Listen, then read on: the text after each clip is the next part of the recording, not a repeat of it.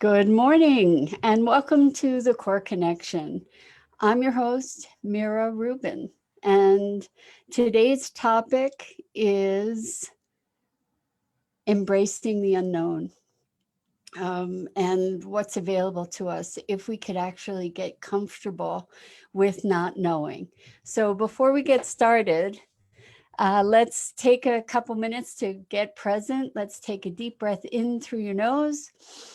Hold it and imagine clean, crisp oxygen just flooding into your lungs, flowing into your bloodstream, nourishing all your cells and all your organs, and bringing vital life force into every portion of your body, every nook and every cranny. Exhale gently and release any tension in your shoulders, in your neck, and your back. Let's take another deep breath in through your nose. Hold it, and this time imagine sparkling white light lighting you up, electrifying all the electrons and molecules in your body and connecting you with the world and universe beyond. And as you exhale, exhale any remaining tension, any stress. And now let's just gently press our palms together and softly, softly rub your fingers against your palms just to feel how delicious and wonderful that is. And bring yourselves present right here, right now. Welcome, welcome, welcome.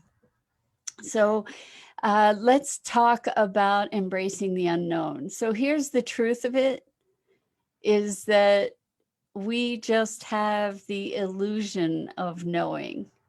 And um, that illusion of knowing enables us to function, right? Because we work on all kinds of assumptions that there is certain continuity, or there are things that we can rely on. And the truth is, there are things that we can have a good bet about the probability of those things happening.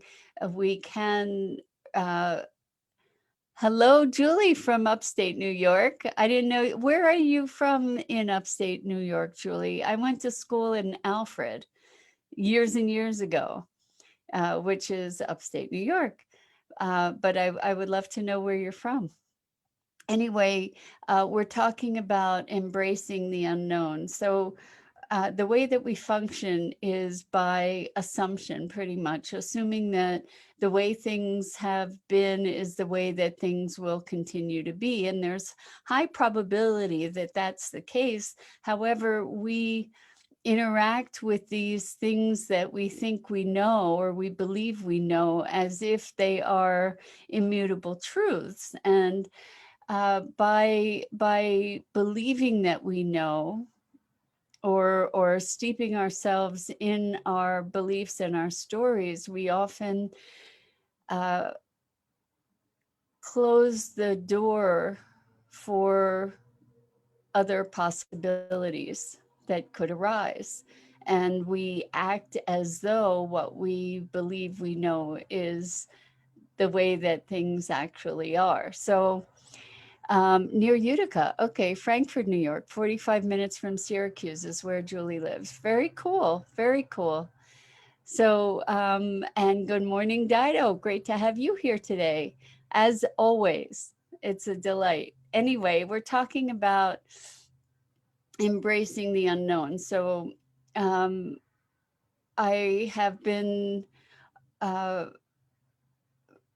noticing how when we have preconceived ideas about a circumstance or a situation, when we go into that circumstance, the way that the preconceived ideas that we have shape the experience, right? So, what happens if we could allow ourselves to be present to the unknown in a way that brings forth wonder? Because yesterday we talked about wonder, but if we could be present to the unknown with excited anticipation. um, so I had occasion to do a session with a client yesterday that was pretty cool about around this.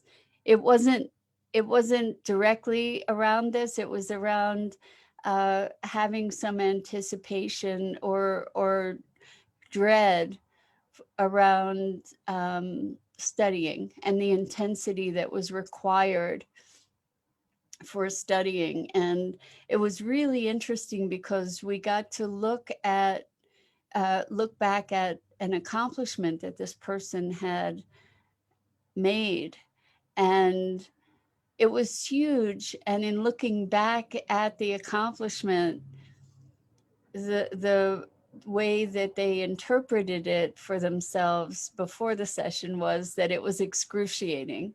And I had been present with this person throughout the process of accomplishing this milestone. And there were moments that were really challenging, and there were moments that uh, were were tough, and there were more moments of exhilaration and enthusiasm. And what was really cool was that we got to compare it to an experience that this same person had climbing Mount Fuji. And the memory of that experience was that, yeah, it was really tough. And the in remembering it, there was such joy and exhilaration and a sense of triumph that that brought the most beautiful smile to this person's face on that upon that memory. And so Julie says, Mira, how do you get your mind to stop worrying about the unknown? Okay, so here's the thing, Julie, and it is that it's all unknown. We just pretend that we know, or we allow ourselves to believe that we know. And so the worry is something that we can transform. How do we create the worry about the unknown is really more the question. And how we create the worry is by creating negative scenarios. And we then project those negative scenarios into the future. And so that's kind of how we we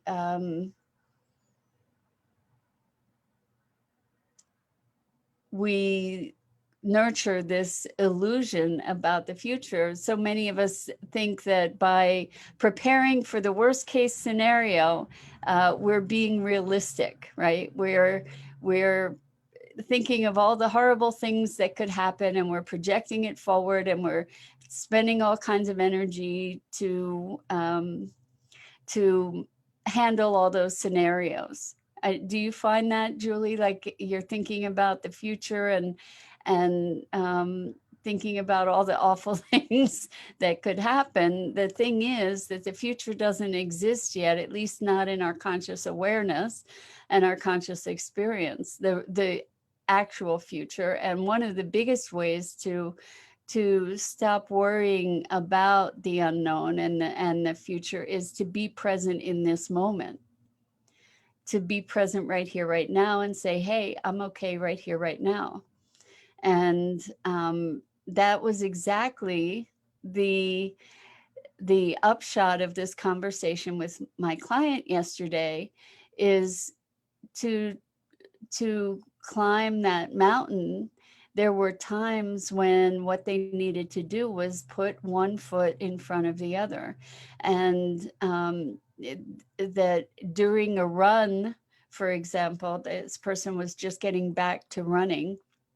The way that they were able to uh, do a distance was by paying attention not to how far they had to go, or in other words, not to the mountaintop, not to this massive amount of work ahead of them, but to pay attention to the leaves beneath their feet as they were running.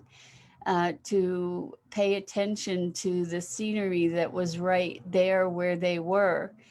And by putting the attention there, they were able to run a greater distance than they had run previously. So Julie says, yes, oh yes, at night, the most, when I try to sleep, that's when the worrying happens. And I see, shift the thought. Exactly. So when we're in this pattern of worry or upset, what we get to do is look at what we're thinking and what we're saying to ourselves. What's the internal conversation? And we can recognize that as much as we are creating negative scenarios of the future or negative things to worry about, we can really, truly, just as easily change that. Like, imagine yourself taking that recording out and putting in a new recording where you're looking at positive scenarios or other ways to interpret an event. And this is actually going back to something that happened with people that are very close to me, where there was a reunion after a period of time, and there was on the part of one person, there was such deep anxiety about this reunion that that out of self-protection, this person was making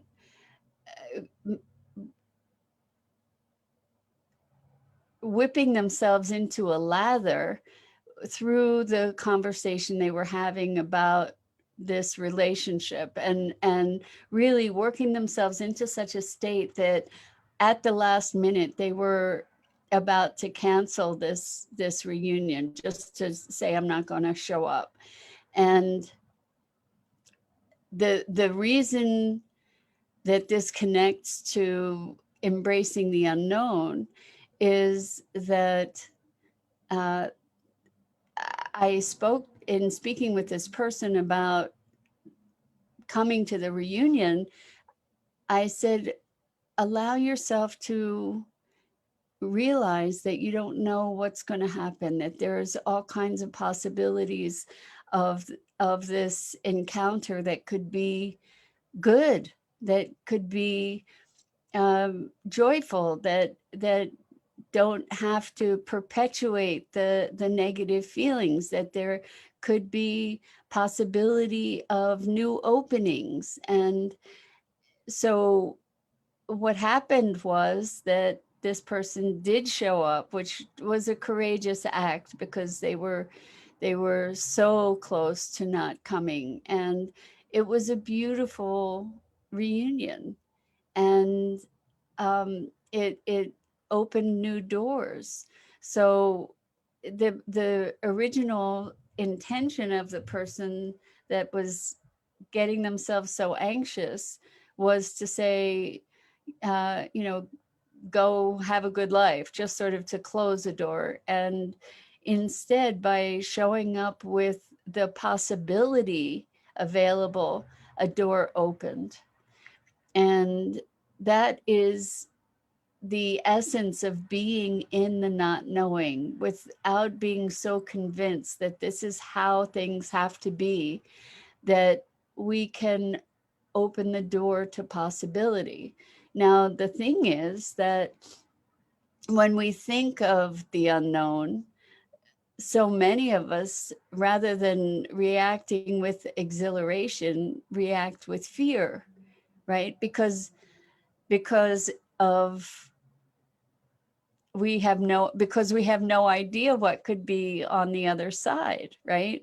And the interesting thing is that so many of us will have a willingness to stay in circumstances that are really uncomfortable and negative and detrimental. Will stay in those circumstances because they're familiar, rather than face the possibility that is the unknown, to rather than leaving an uncomfortable circumstance. We would rather stay in an uncomfortable circumstance than choose to venture into something that's unknown. And what's that about? Well, there's a fear that it could be worse, I guess. But I don't know that it's necessarily that clearly articulated. I think it's really truly a fear of the unknown.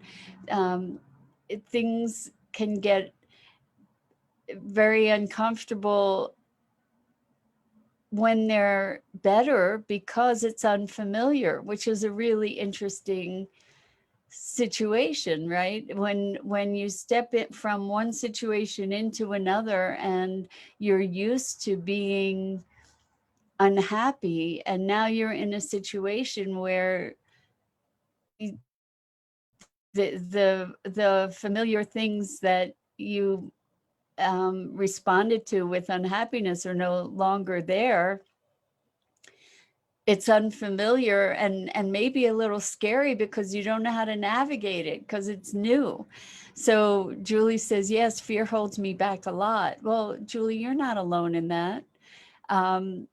The thing about fear is that it's actually really close to exhilaration. And what is creating the fear that's holding us back? It's the stories we're telling ourselves around what's possible. So we won't try something because we might fail at it. And but we don't tend to think, well, I'm going to try that because I might succeed at it. And whether I fail or I succeed, I win because I broaden my experience, right? And I think it's really useful to look at the ways we hold ourselves back. Good afternoon, Pat. Wonderful to have you here. Welcome.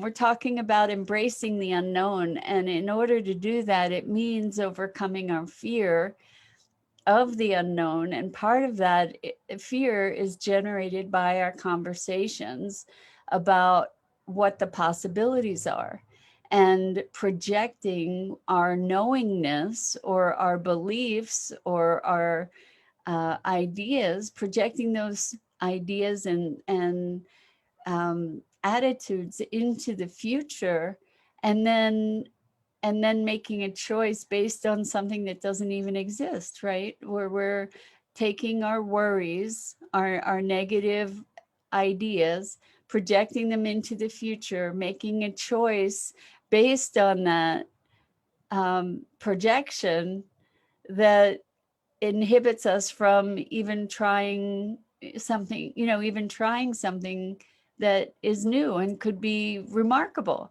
I'm so glad that you're finding that helpful, Julie, because there's so much, like maybe we have a deep desire to do something and it sounds crazy, right? It sounds crazy. And that in itself, saying it sounds crazy, that is a way that we get to limit ourselves. Hello, Carol. Welcome. So great to have you here.